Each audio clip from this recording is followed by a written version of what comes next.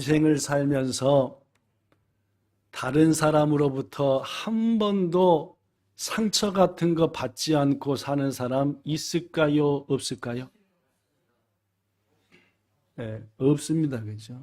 자, 다시 묻습니다. 인생을 살면서 다른 사람한테 상처 안 주고 사는 사람 있을까요? 없을까요? 네. 여러분과 저는 본래부터가 엄청나게 상처 주고 누구한테요? 옆에 사람들한테. 또 엄청나게 뭐도 받고 사는 사람들. 부인할 수 없습니다. 인간은 옆에 있는 사람한테 막 상처 주고 막 그러면서 또 엄청 들이받고 나도 받고 주고. 그러니까 상처받았다고 승질내지 마시고 상처 줬다고 너무 약호 죽지 마시고 오늘 말씀을 통해 상처의 의미를 깊이 깨달아 하나님께 영광 돌리시기를 축복합니다. 상처받는 사람들을 보면은 대개의 경우 둘 중에 하나입니다. 첫째, 시작. 자기 받은 상처를 알기에 그대로 남에게 상처 주는 사람. 그렇습니다. 자기가 상처를 받으니까 자기도 그대로 간직했다가 혹은 좀 더 키워서 되갚아주는 이런 사람이 있습니다. 이런 사람도 있습니다. 시작. 자기 받은 상처를 알기에 자신과 비슷한 상처를 받은 사람을 싸매어주고 위로해주는 사람. 여러분은 둘 중에 어느 쪽이 더 많습니까? 진짜입니까, 권사님? 김성도님하고 볼 때는 아닌 것 같은데 엄청 상처 주는 것 같은데. 아, 그렇구나. 나는 목사님이 보는 것만 다 보는 게 아니다 그 말이구나. 그죠? 할렐루야. 저도 그렇게 알고 있습니다. 맞습니다. 우리 사람은 말입니다. 상처, 제가 지금 죽은 사람한테 상처 세게 드린 거 아십니까, 여러분? 아시죠? 그죠? 세게 드렸습니다. 그죠? 사람은 말입니다. 저나 여러분이나 상처를 받기도 하고 주기도 하는데 어떤 사람은 받은 상처 괴로워서 되갚아주는 사람이 있는가 하면은 어떤 사람은 받은 상처의 아픔이 얼마나 큰지 알기에 내 속에서 싹 녹여버리고 나와 비슷한 상처를 받은 사람을 위로해주고 나도 겪어봐서 알아. 그 성도님 대단하지. 그 병 대단해 하면서 위로해주고 격려해주는 사람도 있다라는 말입니다. 어느 알코올 중독자 남성이 있었습니다. 술 먹기를 얼마나 좋아했는지 알코올 중독에 빠졌고 끝내는 간암에 걸려 죽어버렸습니다. 이 간암 걸려 죽은 남자에게는 아들이 몇이 있었게요? 둘이 있었습니다. 큰아들은 훗날 커서 입에 술을 한 잔도 대지 않는 사람이 되었습니다. 반대로 둘째 아들은 아빠를 닮아 뭔 고래가 됐을까요? 술고래가 됐습니다. 아빠도 알고 두 아들도 알고 지내는 어떤 분이 어느 날 큰아들한테 물었답니다. 여보게, 어찌 자네는 술을 한 방울도 마시지 않는가? 라고 했더니 큰아들이 뭐라고 대답했대요? 이렇게 대답했대요. 우리 아버지를 봐서도 제가 어떻게 술을 마시겠습니까? 둘째 아들은 뭐가 됐대요? 그래서 둘을 다 아는 아저씨가 또 이번엔 둘째 아들한테 물었습니다. 여보게, 자네는 어떻게 그렇게 술을 좋아하고 술을 많이 마시는가? 했더니 뭐라고 대답했대요? 이렇게 대답했대요. 우리 아버지를 봐서도 제가 어떻게 술을 안 마실 수 있겠습니까? 여러분, 똑같은 뭘 뒀는데? 아버지를 뒀는데 한 아들은 아버지를 봐서도 제가 어떻게 술을 마시겠습니까? 하고 똑같은 다른 아들은 아버지를 봐서도 제가 어떻게 술을 안 마시겠습니까? 성도 여러분, 상처를 끊어버리는 사람이 있는가 하면 아픔을 말입니다. 상처를 질질 끌고 도리어 남에게 나눠주는 사람도 있다는 말. 우리는 어떤 사람이 되어야 할까요?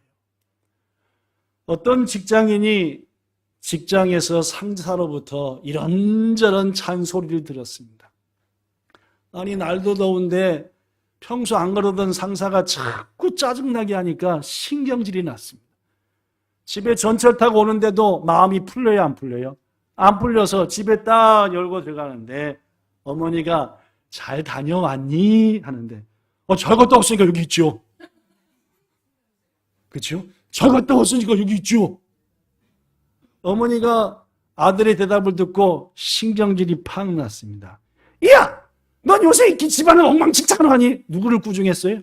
며느리를 꾸중했죠. 며느리가 또 듣고 보니까 짜증나잖아요. 주방으로 가는데 고양이 한 마리가 딱 고양이가 양! 하더니 바로 화장실 들어가서 쓰레기통 팍 엎어버렸어요. 여러분, 무슨 말입니까?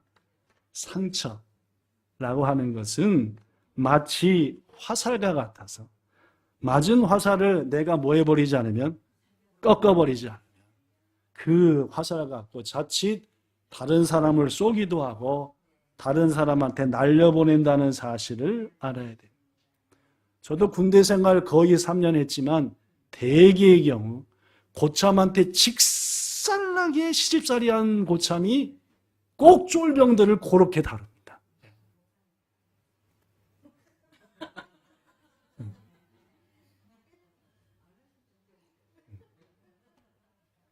저는 고참을 들이받아버렸습니다.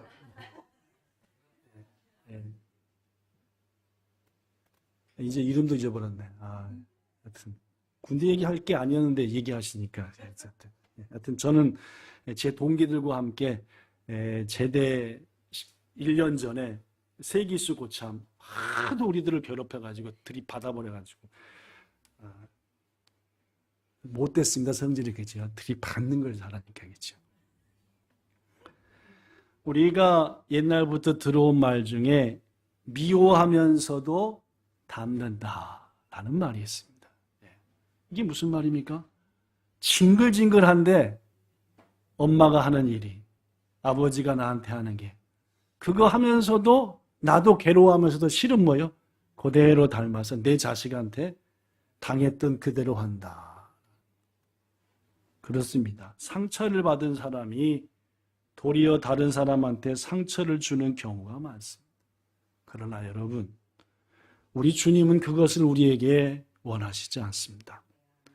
우리가 받았던 상처와 아픔을 다른 사람한테 그대로 넘겨주는 삶이 아니라 여기 써진 것처럼 도리어 받은 상처와 아픔을 내가 알고 있기에 그 알을 바탕으로 그런 아픔을 당하는 사람들을 싸매어주는 여러분과 저가 되기를 예수님 이름으로 부탁합니다. 내게 상처가 있고 아픔이 있다. 그럼 딱 생각하는 거예요. 하나님이 내게 이걸 주시는 이유는 이걸 잘 이겨내서 나 같은 사람이 생길 때 성도님 힘들지요? 용기 내세요.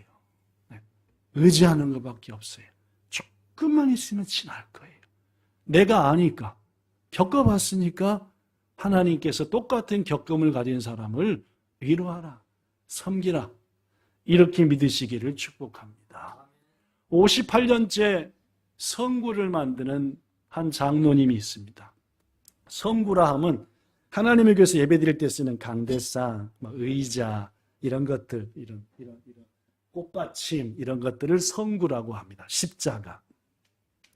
이분의 이름은 임선재라고 하는 장로님인데, 이 선재 장로님이 태어났을 때 그 집안은 엄청 가난했습니다. 근데 옛날에 보면은 가난한 집에 또 병도 찾아와요. 이분 역시 이제 조금 커서 철이들 나이에 심장병이 딱 걸렸어요.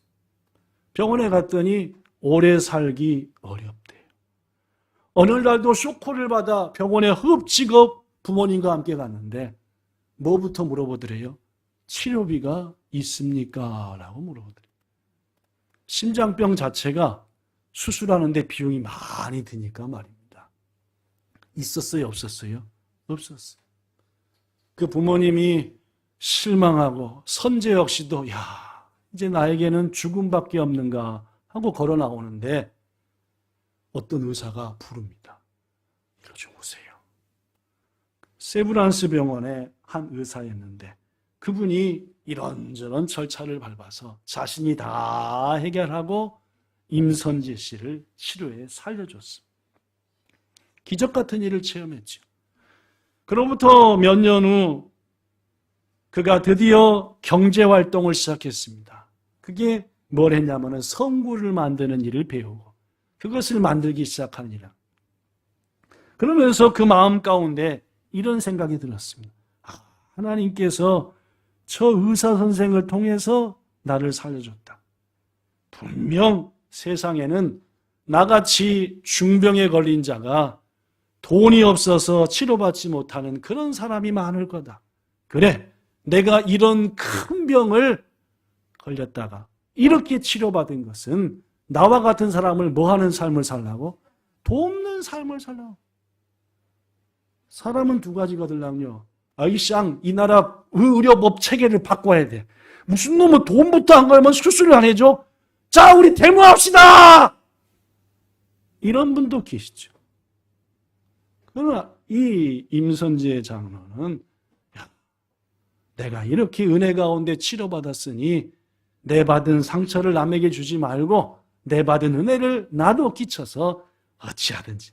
그래서 매년마다 세브란스 병원에 있는 그 의사에게 심장 수술을 받을 만한 큰 비용을 보내고. 맨 처음엔 1명, 그 다음엔 2명, 그 다음 3명. 그러다가 더 많은 사람들이 의사가 돼서 병을 고친다면 그것은 얼마나 더 좋은 일이고 옳거니 공부하고 싶어하는 사람들한테 뭘 줘서?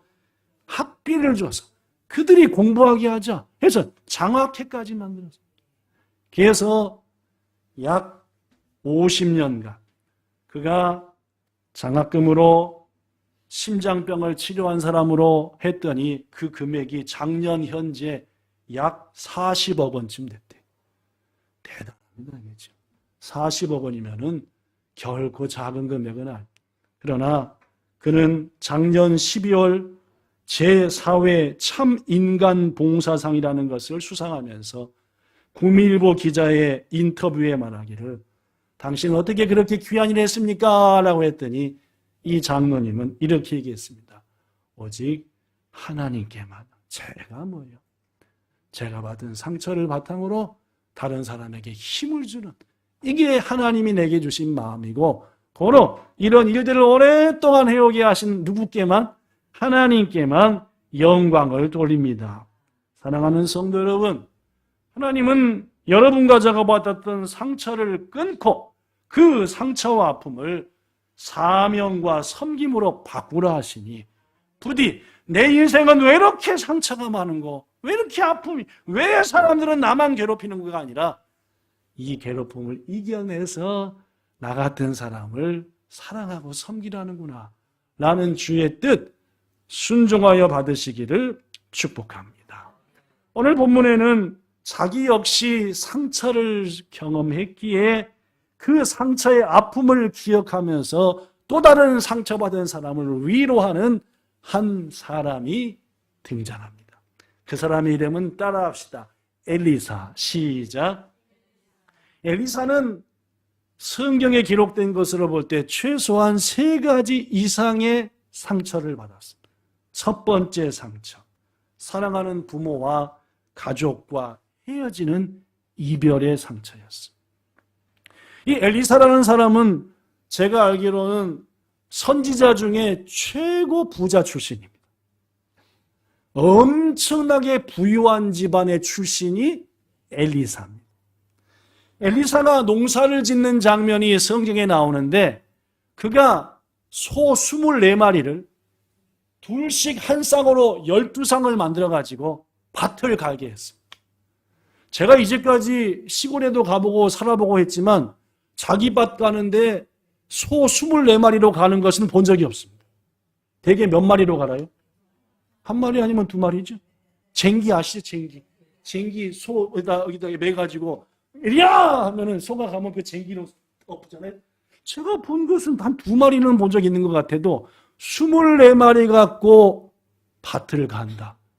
무지막지하게 부잣집 아들이 엘리사. 근데 그 엘리사에게 하나님께서 선지자 엘리야를 보내셨습니다.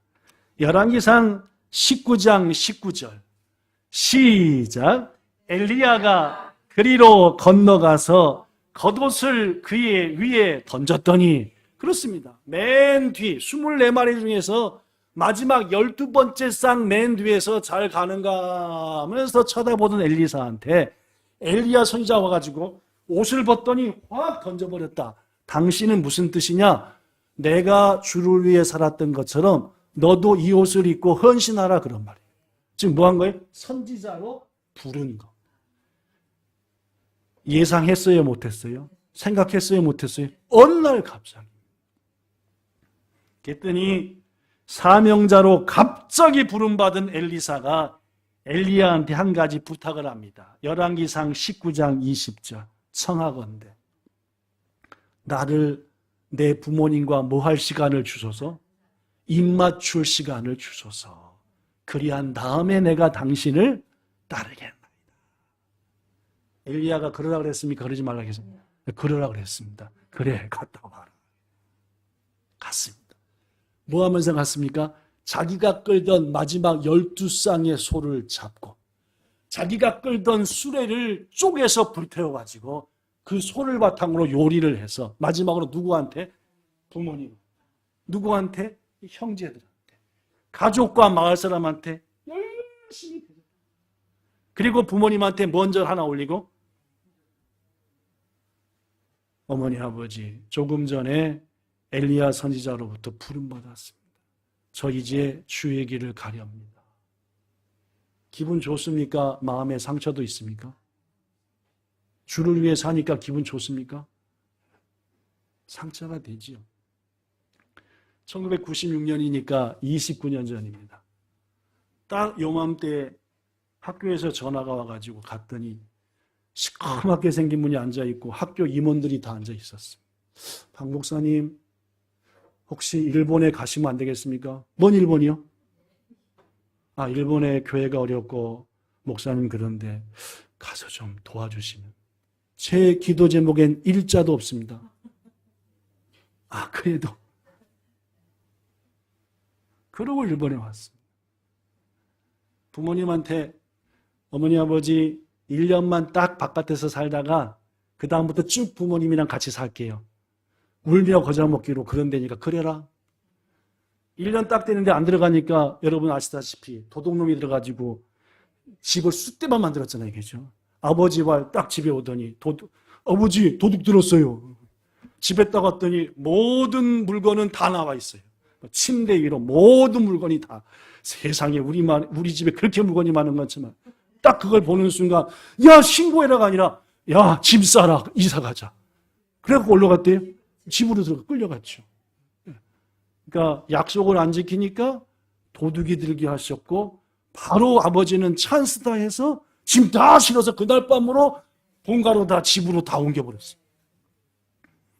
그리고 딱 2개월 지났는데 일본에서 와나 아버지 어머니 사요나라 3년만 딱 갔다 올게요. 하나님이 3년만 갔다 오랍니다. 알았어, 3년만 갔다 와라. 근데 내년으로 몇 년입니까? 30년이요. 마음 내내 아픕니다. 부모님 지나가다가 연세 든 분들만 봐도 가슴이 아픕니다. 아, 내 큰아들인데 부모한테 얼마나 많은 사랑을 받고 살았고 내 입으로 부모님이랑 쭉 살겠습니다라고 했는데 1년만 딱 바깥에서 살다가 부모님이랑 쭉 살게요. 1년 만에 도둑 들어서 할 수 없이 들어갔지. 3년만 갔다 올게요. 내년에 30년이지. 엘리사 절대 마음이 편안하지 않았을까. 하나님의 부르심 때문에 바로 부모님 사용하고 사명의 길을 갈 때. 더구나 그는 아까도 얘기했다시피 엄청난 부잣집 아들이었습니다. 모든 삶이 최고였고 풍요로웠습니다. 딱 따르는 순간 일단 뭐가 틀립니까? 음식이 틀려지죠. 뭐가 틀려집니까? 잠자리가 틀리지. 시몬즈 침대에서 자다가 돌베개 베고 자야 됩니다. 편합니까? 자기 힘듭니까? 그렇죠. 베개만 이거 비고 자다가 기도원 가서 베개 비면은 막 허리가 아파. 그래서 내년부터 그랬어요. 사모님한테. 우리 내년부터 기도원 갈 때는 베개를 들고 갑시다. 이게 베개가 안 맞으니까 막 그래서 기도하다 말고 등허리가 아프니까 사람은 그렇습니다. 엘리사 부잣집에서 편안히 살았던 그러나 모든 게 힘들고 상처가 돼. 그뿐만이 아닙니다. 복음을 외치고 진리를 외칠 때 여러분들처럼 아멘 하고 받아들인 게 아니라 그때는 뭐요? 오히려 사람들로부터 외면당하고 낙심했을 때 이제까지 그 옆에는 부모님이 있어서 아들아 힘내라 했는데 엘리야 선지자는 여러분도 아다시피 따뜻한 사람은 아닙니다. 찌요이한 사람이죠. 힘내! 그걸 끝입니다. 이런 상처들이 엘리사 속에 가득 있었죠. 그러던 어느 날 이 엘리사 상처 많은 선지자를 한 여인이 찾아왔습니다. 오늘 본문이죠. 뭐라고 말합니까? 당신도 아시다시피 우리 남편이 당신을 얼마나 정성껏 섬기고 하나님을 섬긴지 아는 바입니다. 그런데 하나님이 그를 뭐 해버렸습니까? 데려다가 버렸어요. 아직 애도 둘이나 있고 어리고 주를 위해 이렇게 살았고 당신을 위해 헌신하고 주를 위해 헌신했는데 데려가 버렸어요. 빚을 진 적이 있는데 그 빚쟁이가 와가지고 우리 두 아들을 종으로 노예로 끌고 가겠다고 합니다. 어떻게 쓰면 좋겠습니까? 자신도 가족과의 이 헤어짐, 어려운 삶을 체험해봤기에 엘리사는 분명 눈물로 기도했을 것입니다. 사랑하는 성도 여러분, 엘리사는 본문 2절에서 이렇게 여인에게 말합니다. 본문 2절 시작. 내가 너를 위하여 어떻게 하냐. 자신이 아픔을 경험했기에 가난함과 괴로움과 헤어짐을 경험했기에 똑같은 마음으로 그 일을 당한 자에게 내가 당신을 위해서 어떻게 했으면 좋겠느냐. 집에 뭐가 있는 건 있느냐. 여인이 말합니다. 본문 2절 기름 한 그릇 말고는 아무것도 없다. 그러자 엘리사가 말합니다. 밖에 나가서 모든 이웃에게 그릇을 빌려와라. 빈 그릇을 빌려오되 몇 개만 빌리지 말고 할 수 있는 대로 잔뜩 빌려와. 그리고 4절 너와 네 두 아들이 방문을 잠그고 너희 집으로 들어가서 너희 집에 있다는 그 기름 하나 그것을 계속 빌려온 그릇에서 부어라. 이 여인이 어떻게 했습니까? 순종했습니다. 그 후에 어떤 일이 일어난지를 우리는 잘 압니다. 빌려온 그릇마다 뭐가 가득 찼습니까? 기름이 가득 찼습니다. 여인에게 말합니다. 본문 7절 시작. 너는 가서 기름을 팔아 빚을 갚고 남은 것으로 너와 내 두 아들이 생활하라. 그렇습니다, 여러분. 엘리사는 헤어짐의 아픔, 가난의 아픔, 고독의 아픔을 가진 선지자였기에 그 여인의 상처를 잘 알 수 있었다는. 여러분도 알다시피 저는 큰 수술만 8번 받았습니다. 그죠? 눈부터 시작해서 벨 수술을 다 받지 않았습니다. 사람들은 묻습니다. 어떻게 수술을 많이 받았어요? 여기에 답이 있습니다. 받아봐야 뭐예요? 사정을 하니까. 어려움 겪어봐야 사정을 하니까. 위 잘라내봐야지 위 자른 사람의 마음을 알고. 눈 안 보여봐야지 눈 안 보이는 사람이 아픔을 안다. 사랑하는 성도 여러분, 많은 아픔과 고통을 받으셨고 받고 계십니까? 하나님은 그 고통 갖고 여러분을 찌그러 버리려고 하시는 게 아니에요. 자, 이겨내게 하시는 거예요. 그걸 바탕으로 여러분이 겪는 아픔을 바탕으로 비슷한 아픔을 가진 사람에게 힘내세요. 조금만 견디면 이길 수 있어요. 이런 여러분과 저 되기를 예수님 이름으로 축복합니다. 이번 한 주간 우리 엘리사처럼 3가지 합시다. 첫째, 따라합시다. 상처받은 사람을 찾아가자. 시작. 우리 주위에는 상처받아 신음하는 사람들 많이 있어요. 말도 못할 정도로 힘든 사람도 있어요. 기도합시다. 매일 아침마다 주님, 오늘도 상처받은 사람 보게 하시고 그에게 손 내밀 수 있도록 저를 써주세요. 몇 년 전에 매일 아침 7시부터 9시까지 30년 동안 교차로에서 교통정리를 하는 한 분이 한국의 TV 방송국을 통해서 소개되었습니다. 아무런 대가도 받지 않고 항상 똑같은 교차로에 와서 눈이 오나 비가 오나 빨간불이 하면 안 돼요. 파란불이 되면 건너가세요. 조심해라. 차 안 됩니다. 몇 년간 했대요? 30년. 기자가 물었습니다. 당신은 무슨 이유 때문에 여기서 매일 아침 30년간 교통정리를 하십니까? 이렇게 대답했대요. 바로 이곳에서 30년 전 제 사랑하는 아들이 학교에 가다가 교통사고로 세상을 떠났습니다. 뭘 받은 겁니까? 자식을 먼저 보내는 것보다 큰 상처는 없대잖아요. 자식을 자신보다 앞세우는 것보다 큰 아픔은 없대요. 이분은 그런 아픔을 겪었습니다. 그런데 이곳은 보시다시피 도로 구조상 사고가 많이 일어나기 좋은 곳이 아닙니까? 그래서 저는 또 다른 사람이 저 같은 상처를 받지 않게 하려고 매일 이곳에 나옵니다. 성도 여러분, 아무것 가진 것 없어도 다른 사람 도울 수 있는 겁니다. 내가 받은 상처를 바탕으로 비슷한 상처를 당하는 사람을 지켜주고 보호하는 것. 두 번째, 이번 한 주간 누군가한테, 특히 상처받은 사람한테 물어봐 줍시다. 아까도 얘기했지만 여인의 안타까운 말에 엘리사는 말합니다. 본문 2절에 내가 너를 위하여 어떻게 하랴. 무슨 말입니까? 내가 당신을 위해서 뭘 해줬으면 좋겠습니까? 이거만치 멋있는 말이 어디 있습니까? 소경 둘이 예수님이 지나가자 소리 질렀습니다. 다윗의 자손이여 불쌍히 여기소서. 앞을 보지 못하는 두 사람, 예수님 왔을 때 예수님께서 뭐라고 말했습니까? 내가 너희에게 뭘 해주기 원하느냐. 저는 세상에 있는 말 중에 가장 멋진 말인 것 같아요. 내가 당신을 위해서 뭘 했으면 좋겠습니까? 뭐든지 말씀하세요. 마지막 세 번째로 엘리사처럼 할 수 있는 일을 제시하고 힘껏 해서 도와줘야 합니다. 우리 주님은 야고보서를 통해서 말씀했습니다. 행함이 없는 믿음은 그 자체가 죽은 것이다.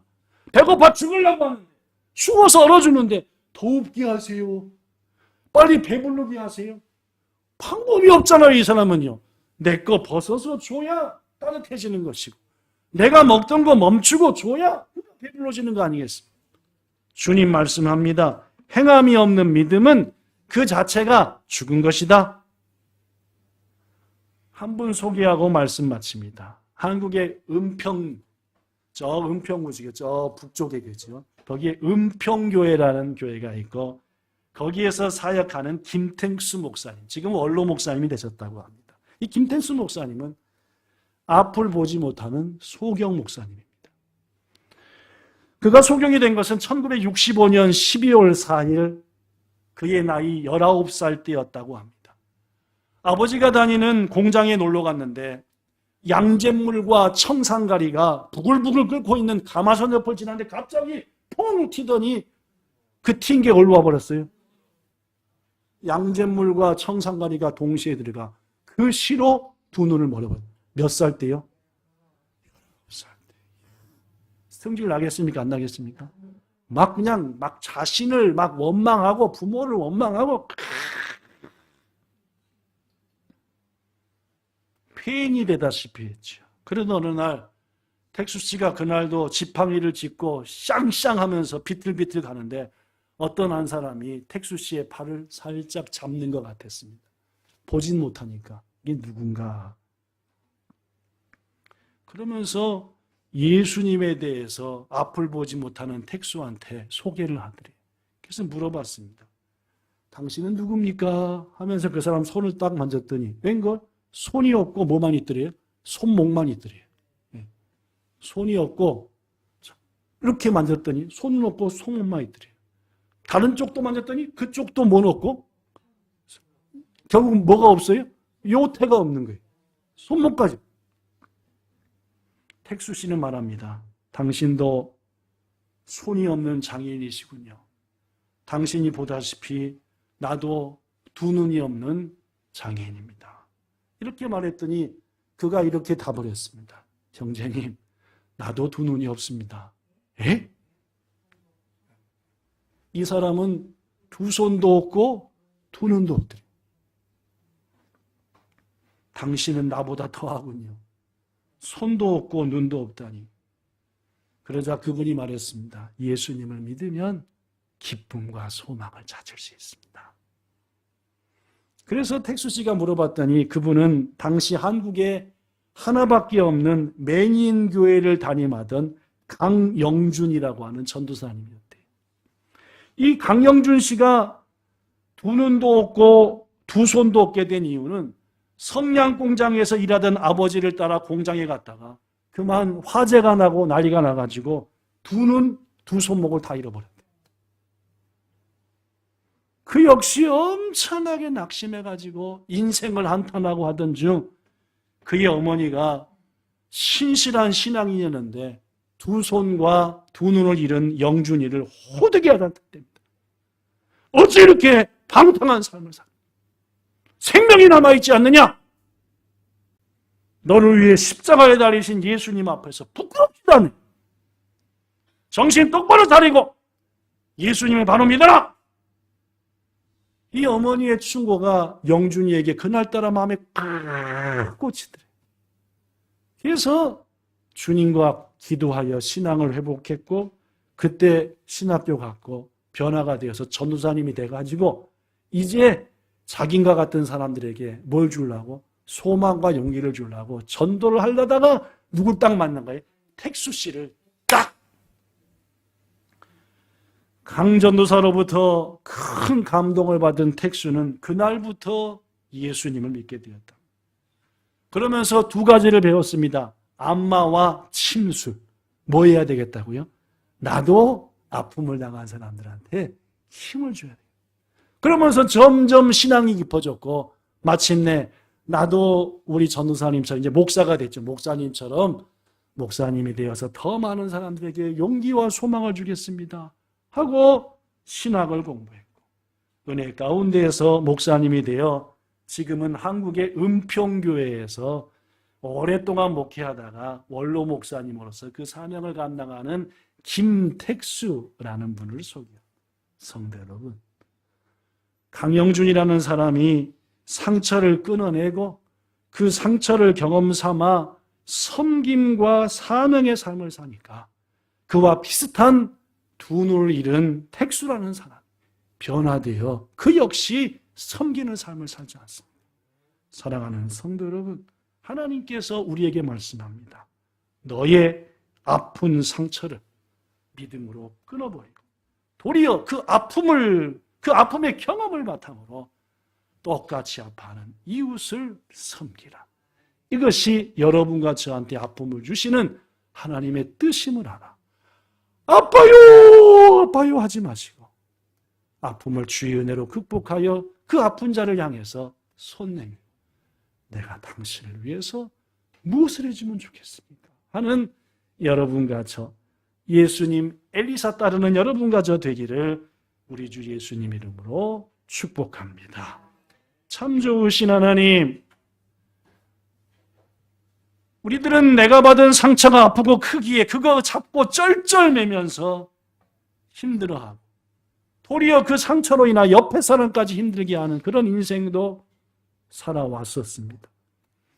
그러나 그 상처 역시도 주님이 우리를 위하여 주시는 것이고 그것을 통해 우리는 더 많은 사람을 더 구체적으로 더 마음과 뜻과 정성을 다하여 섬길 수 있는 놀라운 은혜를 깨우쳐짐을 우리는 압니다. 바라옵나니 지금 상처로 인하여 어려움 겪고 있는 성도들 고만 엄살 피우게 하시고 이제는 주의 은혜로 회복되게 하시고 같은 상처를 받은 사람을 향해서 용기 있게 나아가 두 손 내밀고 돕고 도와주는 우리의 삶 되게 하실 것을 믿으며 우리 구주 예수님 이름으로 감사하며 기도드리옵나이다. 아멘.